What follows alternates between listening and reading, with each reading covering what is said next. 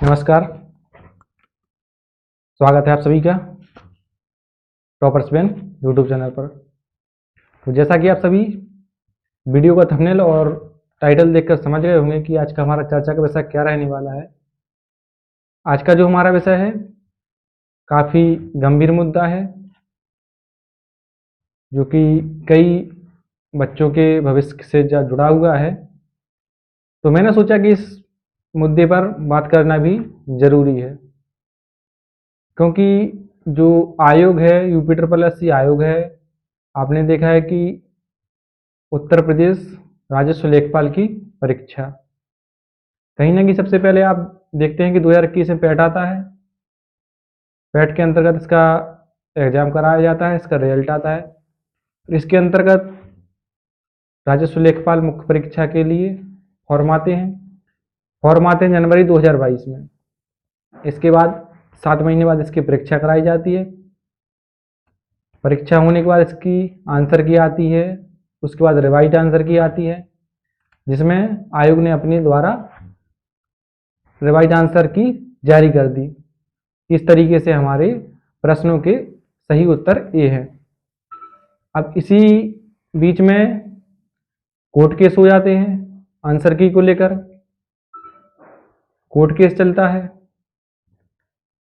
इसमें आयोग अपनी बात पर अड़ा रहता है और जो कहीं ना कहीं दूसरे अभ्यर्थी हैं वो अपनी बात पर अड़े रहते हैं। इस तरीके से प्रक्रिया चलती है करीब 10 महीने तक। हाईकोर्ट सिंगल बेंच में गया मामला, डबल बेंच में गया मामला, उसके बाद सुप्रीम कोर्ट तक मामला गया। इसी क्रम में आप देख सकते हैं कि 2 मई 2023 को इसका रिजल्ट आता है। परीक्षा होने के 10 महीने बाद इसका रिजल्ट आता है। रिजल्ट आया, लेकिन इस पर अभी भी कोर्ट केस चल रहा है।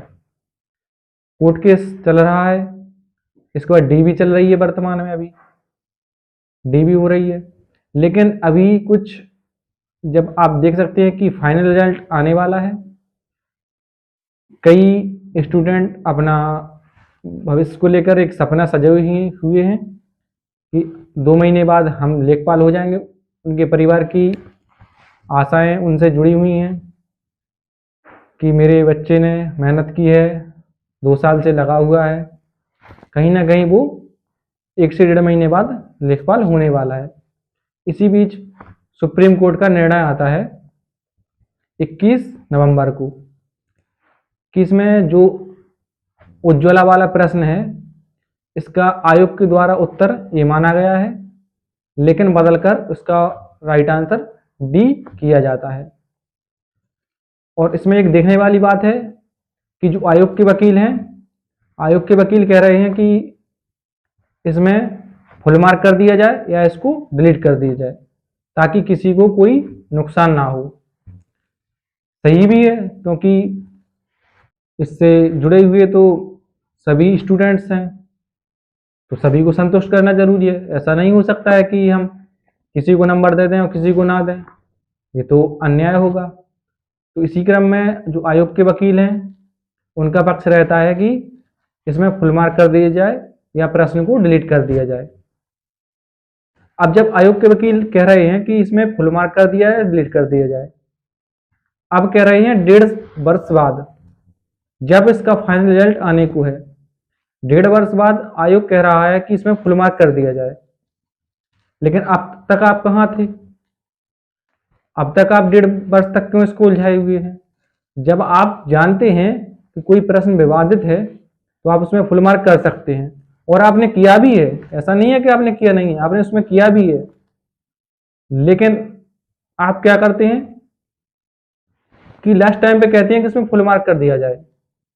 अरे भाई, जब आपको फुल मार्क या फिर उसको डिलीट करना ही था तो आप पहले भी तो कर सकते थे वो चीज। कोर्ट में जाने की कोई जरूरत ही नहीं थी, लेकिन नहीं, आयोग अपनी बात पढ़ा रहता है। इस तरीके से आयोग की जो कार्यप्रणाली है, इसको देखते हुए काफी बच्चों के भविष्य के साथ खिलवाड़ हो रहा है। जैसे कि आप देखे जाए, इसी लेखपाल परीक्षा की यदि हम बात करें तो PH कैंडिडेट यानी कि फिजिकल हैंडीकैप्ड जो स्टूडेंट हैं, आयोग क्या करता है इसमें कि सभी बच्चों के जो भी फिजिकल हैंडीकैप्ड हैं सभी बच्चों के फॉर्म भरा लेता है, एग्जाम भी करा लेता है, इसका रिजल्ट भी जारी कर देता है। लेकिन बाद में इसको ध्यान आता है कि हमारे पास तो अधियाचन सिर्फ 4 कैटेगरी का है, हमने फॉर्म तो सभी से भरा लिया है। अब आयोग कहता है कि हम सिर्फ 4 कैटेगरी को ही यहां पर लेंगे। जब आपको 4 कैटेगरी का आपके पास अधियाचन था और आप सिर्फ 4 कैटेगरी को ही ले रही थी, तो आप फॉर्म क्यों भरा है सबसे? क्यों आपने एग्जाम कराया उनका? क्यों आपने उसको उम्मीद दी? अब लास्ट टाइम पे आप कह रहे हैं कि हम सिर्फ 4 कैटेगरी को लेंगे, तो कहीं ना कहीं उनके साथ धोखा हुआ है कि नहीं हुआ है? उनके परिवार की उम्मीद उसके साथ जुड़ी हुई थी, लेकिन आपने कह दिया कि हम उनको नहीं लेंगे। आप तो अपना कह के अपने अपना पल्ला झाड़ लिया, लेकिन वो बच्चा क्या करेगा जो 2 साल से लगा हुआ है? पहली बात तो आपको फॉर्म नहीं भराना था जब उसका आपका अधियाचन नहीं था। सबसे बड़ी गलती तो आयोग की है, लेकिन आयोग अपनी गलती मानता नहीं है, आयोग अपनी मनमानी कर रहा है। आखिर कब तक चलेगा? आप इसी बीच आप देख सकते हैं कि जो अभिषेक नाम का एक पीएच कैंडिडेट है उसने सुसाइड कर लिया है। अब इसका जिम्मेदार कौन है? हमें जवाब चाहिए कि इसका जिम्मेदार कौन है। कहीं ना कहीं इसका जिम्मेदार आयोग ही है, लेकिन इसका बात को आयोग मानता नहीं है। अब उसके साथ उम्मीदें जुड़ी हुई थी, लेकिन लास्ट टाइम पर क्या कहता है आयोग? हम सिर्फ 4 कैटेगरी को लेंगे। कहीं ना कहीं उसने परेशान होकर आत्महत्या कर ली, लेकिन इसका जिम्मेदार कौन है? हम आयोग से जवाब चाहते हैं, इसका जिम्मेदार कौन है? इसी प्रकार से आपकी जो एक्सपर्ट कमेटी है, कहीं ना कहीं आपके पास एक ऐसा बंदा नहीं है जो ढंग से 100 प्रश्न ही बना सके, और आप एक बच्चे से उम्मीद करते हैं कि वो 100 के 100 प्रश्न सही कर दे। आप एक प्रश्न ढंग से नहीं बना पा रहे हैं, तो बच्चे से क्या उम्मीद कर रहे हैं कि वो 100 प्रश्न ढंग से सही करेगा? कोर्ट में मामला जाता है, सिंगल बेंच बैठती है, डबल बेंच बैठती है, सुप्रीम कोर्ट जाता है, तीनों जज हैं, तीनों जज अलग अलग निर्णय देते हैं। तो कहीं ना कहीं जज जो है स्टूडेंट्स तो काफी बुद्धिमान है, फिर भी उनका निर्णय अलग अलग आता है। और आप एक स्टूडेंट्स उम्मीद करते हैं कि सिर्फ 10 सेकंड में एक निर्णय ले लेगा कि सही है या गलत है। जब जिस चीज को कोर्ट 1.5 साल में क्लियर कर पाता है कि इसका राइट आंसर क्या होना चाहिए, उस प्रश्न पर आप एक स्टूडेंट से उम्मीद करते हैं कि वो सिर्फ 10 सेकंड में सही कर जाएगा। कहां तक ये सही है? कहां तक आपकी मनमानी चलेगी? तो इस तरीके से आयोग को सोचना चाहिए कि जो प्रश्न बना रहे हैं आप, उसके पास आप एक्सपर्ट कमेटी बैठाइए, या जो आप समझ रहे हैं कि प्रश्न विवाद है तो उसको फुल मार्क पहले कर दीजिए। लेकिन आयोग चाहता है किसी में स्टूडेंट फंसा हुआ रहे। आयोग चाहता ही नहीं है कि इसको हम ज्वाइनिंग दें, इसको हम इसके भविष्य को संवारें, लेकिन आयोग कहीं ना कहीं फंसाना चाहता है। क्योंकि जब आयोग का वकील अब 21 नवंबर को कह रहा है कि इसमें हम फुल मार्क कर देंगे या डिलीट कर देंगे, तो इस चीज को आप पहले भी तो कर सकते थे। जिस स्टूडेंट को उम्मीद थी वो बना रहता, और जिसको यहाँ पर उम्मीद खत्म हो जाती वो कहीं ना कहीं दूसरी तैयारी में लग जाता। लेकिन इस तरीके से लास्ट टाइम पे उम्मीद तोड़ना, क्या ये सही बात है? कहीं ना कहीं उसके परिवार की जो आशाएं लगी हुई थी 1.5 साल से, हर एक माता पिता सोचता है कि उसका बच्चा जाएगा, नौकरी में जाएगा, सरकारी जॉब करेगा, लेकिन आप क्या करते हैं कि अंतिम समय पर उसके सब सपनों पर पानी फेर देते हैं। मैं सिर्फ आयोग से जवाब चाहता हूं, क्या ये सही है? कब तक आगे ऐसे होता रहेगा? और मैं उन सभी भाइयों से भी कहना चाहता हूं जिनका भी प्रश्न जिसका ऑप्शन ए था, लेकिन सुप्रीम कोर्ट द्वारा उसका राइट आंसर डी माना गया है, तो कहीं ना कहीं वो स्टूडेंट दुखी हैं। मैं समझ सकता हूं कि वो दुखी हैं, लेकिन अब इसमें ना तो ये आपके हाथ में है ना हमारे हाथ में है, लेकिन इसमें पूरी गलती आयोग की है। क्योंकि आयोग जानता है कि प्रदर्शन विवादित है, फुल मार्क कर सकता है, डिलीट कर सकता है, लेकिन आयोग करना नहीं चाहता है। आयोग उलझाए रहना चाहता है ताकि बच्चे मांग ना करें आगे। कोर्ट केस के नाम पर हम इसको डाले रहे हैं, हमें भर्ती क्लियर ना करना पड़े, हमें काम ना करना पड़े। आयोग की मंशा यही रहती है। तो मैं उन सभी स्टूडेंट से कहना चाहता हूं कि आप, यदि आपको उम्मीद है तो आप उम्मीद लगाए रखिए, यदि आप इससे उम्मीद नहीं है तो आप कहीं ना कहीं आप दूसरी तैयारी में लग जाइए। जैसे पीसीएस का आने वाला है, आरओ का लगा हुआ है, तो आप लगे रहिए, आप लग जाइए। आयोग का तो कोई भरोसा है नहीं, आयोग क्या करता है क्या नहीं करता है। जैसे कि आप वीडियो 2018 देख लीजिए, वीडियो 2018 एग्जाम करा लिया, रिजल्ट आ गया, फाइनल रिजल्ट आ गया, ज्वाइनिंग होने वाली है, लेकिन एक निर्णय आता है, क्या कहता है कि इसमें धांधली हुई है, हम इसको तत्काल प्रभाव से कैंसिल करते हैं। अब जब आप कैंसिल कर रहे हैं, कह रहे हैं कि इसमें 70% धांधली हुई है, तब आप कहां आते कि 70% धांधली हुई थी? पहले आपने नहीं पता चला कि आपको धांधली हुई है? आपने फाइनल करा ली उस भर्ती को, ज्वाइनिंग होने वाली है, अब आप कह रहे हैं कि इसमें 70% धांधली हुई है। अब जब आप एक धांधली को नहीं रोक पा रहे हैं तो आप क्या सुचितापूर्ण परीक्षा कराएंगे?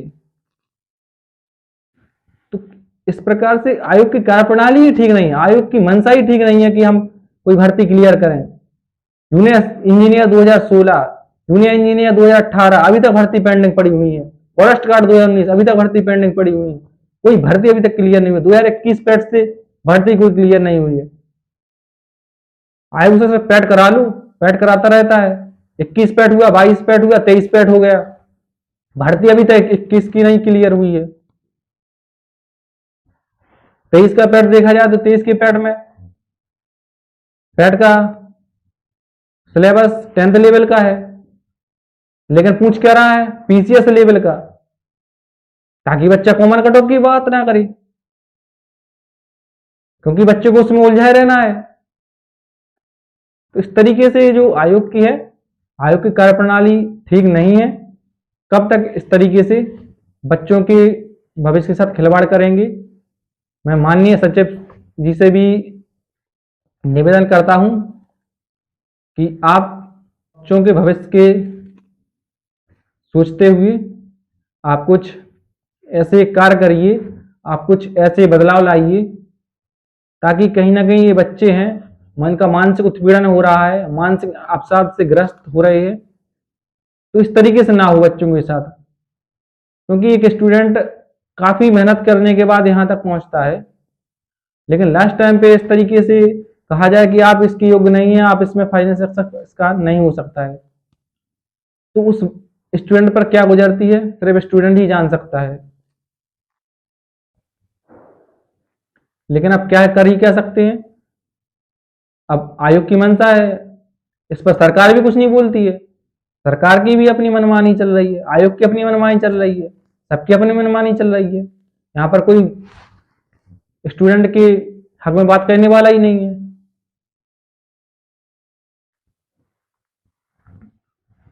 तो मैं अभी उन सभी अभ्यर्थियों से निवेदन करता हूं कि जो जिन अभ्यर्थियों का नंबर यहाँ पर सुप्रीम कोर्ट के निर्णय के अनुसार कम हुआ है, तो यदि आपको उम्मीद है तो ठीक है, यदि आपको इसमें से कोई उम्मीद या फिर आप बॉर्डर पर हैं, ऐसी उम्मीद खत्म हो रही है, तो आप कहीं ना कहीं आगे की तैयारी में लग जाइए। क्योंकि जो पढ़ाई है, पढ़ाई देखो कभी व्यर्थ जाती नहीं है। आपने पढ़ा था वो आगे आपका काम आएगा, लेकिन आयोग ने किया है जो वो बिल्कुल भी सही नहीं है।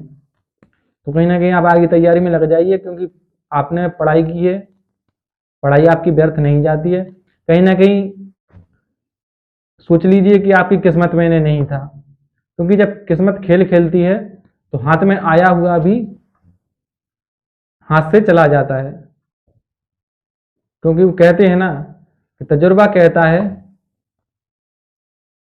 कि जब किस्मत साथ ना दे तो काबिलियत भी हार जाती है। तो इन्हीं शब्दों के साथ मैं अपनी वाणी को विराम देता हूं, और मैं माननीय आयोग से निवेदन करता हूं कि कुछ बच्चों के भविष्य को सोचते हुए अपनी कार्यप्रणाली में बदलाव लाएं। इस तरीके से बच्चों के भविष्य के साथ खिलवाड़ ना करें।